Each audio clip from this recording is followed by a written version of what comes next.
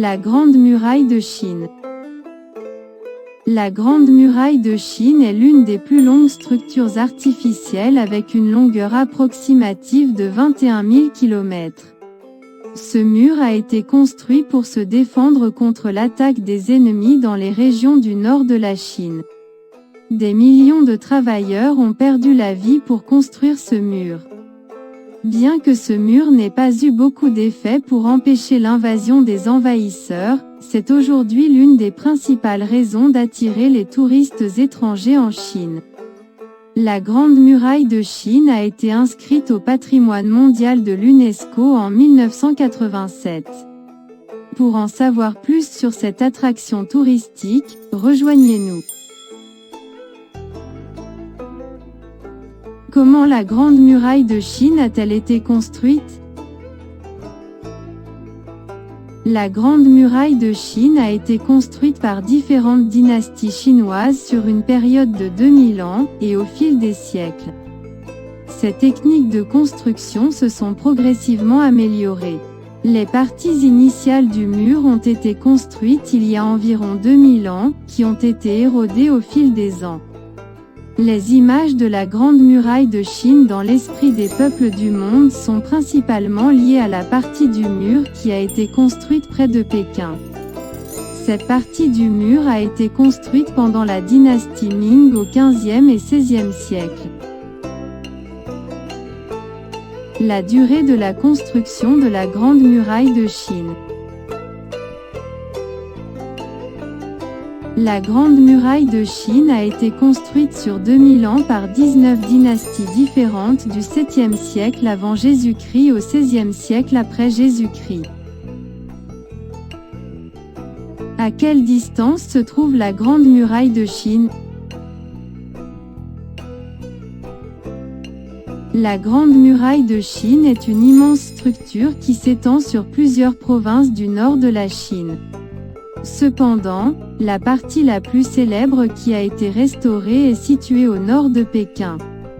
La Grande Muraille de Chine commence près de la frontière de la Corée et de la mer de Bohai et s'étend jusqu'au désert de Gobi et traverse 9 provinces et régions autonomes du nord de la Chine.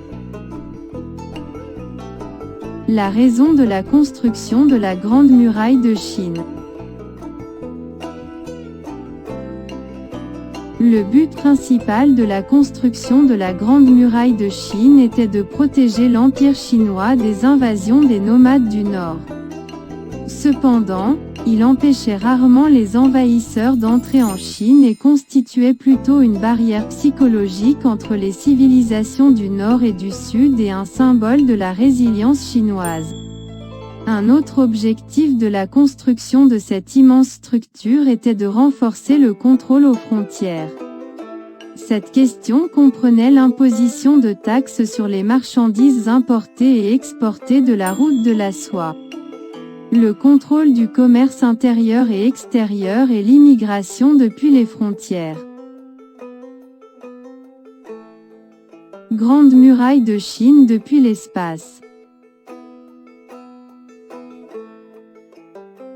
Vous avez peut-être entendu dire que la Grande Muraille de Chine est la seule structure artificielle visible de l'espace à l'œil nu. Ce n'est pas vrai et il est impossible de voir la Grande Muraille de Chine depuis la Lune. En fait, l'origine de cette légende remonte à 1932, une fois revendiquée dans un dessin animé. La Grande Muraille de Chine est considérée comme l'œuvre la plus puissante de l'homme et la seule structure visible depuis la Lune. La hauteur de la Grande Muraille de Chine. La hauteur de la Grande Muraille de Chine atteint 8 mètres en moyenne, cependant, certaines parties sont plus courtes ou plus hautes, avec une hauteur de 14 mètres observée. Travailleurs de la Grande Muraille de Chine.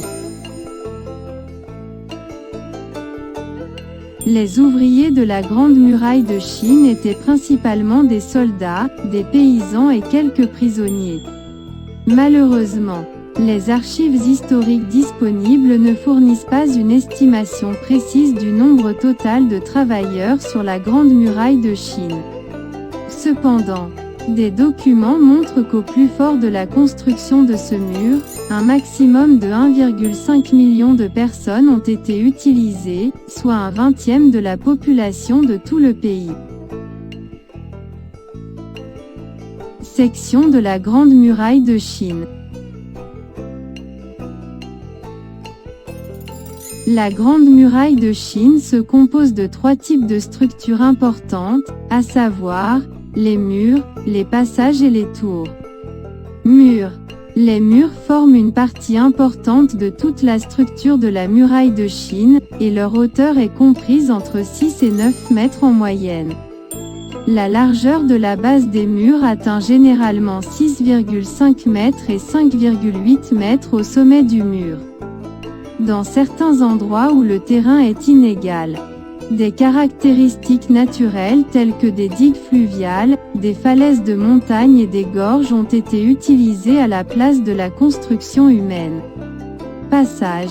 Là où la Grande Muraille de Chine rencontrait les principales routes commerciales, des passages sûrs ont été construits. Ces intersections mesurent environ 10 mètres de haut et leur largeur est de 5 mètres au sommet. Les passages avaient des rampes et des échelles qui servaient à faire passer les chevaux, les marchands et les soldats des deux côtés du mur. Tours.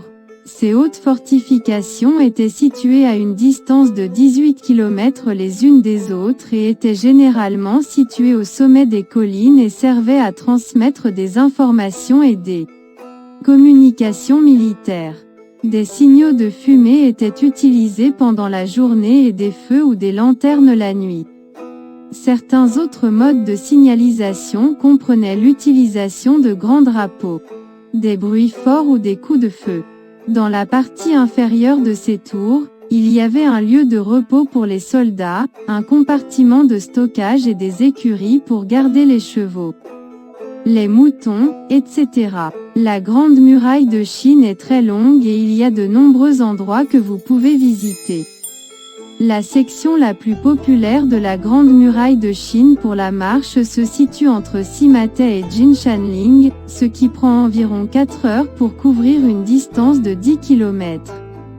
Certaines parties de ce mur sont raides et il faut un certain temps pour les franchir. Entretien et protection de la muraille de Chine. Les menaces qui pèsent aujourd'hui sur la Grande Muraille de Chine proviennent de touristes imprudents, de développeurs opportunistes, de personnes apathiques et de la nature. En général, ces facteurs, qui sont principalement le produit du boom économique chinois, ont mis la Grande Muraille en danger. Il est rapporté qu'environ 30% de la Grande Muraille de Chine, qui appartenait à la période Ming, a été détruite en raison de conditions naturelles défavorables et d'activités humaines. Fin 2006. Des réglementations strictes ont été mises en place pour empêcher la destruction de la Grande Muraille et les dommages à la Grande Muraille et les comportements destructeurs tels que peindre sur le mur, jeter des ordures et voler des briques de la Grande Muraille sont désormais considérés comme criminels. Attraction de la Grande Muraille de Chine. La marche est l'activité la plus populaire que vous puissiez faire lors de votre visite de la Grande Muraille de Chine.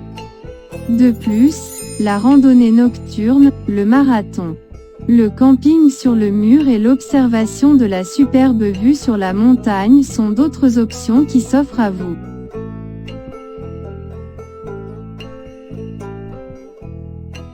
Le meilleur moment pour visiter la Grande Muraille de Chine. La Grande Muraille de Chine a de nombreuses attractions tout au long de l'année, mais les conditions météorologiques et les foules de touristes affecteront votre expérience. Étant donné que la plupart des gens visitent les parties de la Grande Muraille de Chine près de Pékin, en se concentrant sur la météo dans cette région. Le meilleur moment pour visiter est le printemps et l'automne. En automne, grâce à moins de pluie, à une température de l'air favorable et à des journées plus ensoleillées, vous pourrez vous promener et photographier le paysage. Avez-vous déjà voyagé en Chine? Avez-vous visité la Grande Muraille de Chine? S'il vous plaît, partagez vos expériences de voyage en Chine et de visite de la Grande Muraille de Chine avec nous. Écrivez vos pensées dans les commentaires.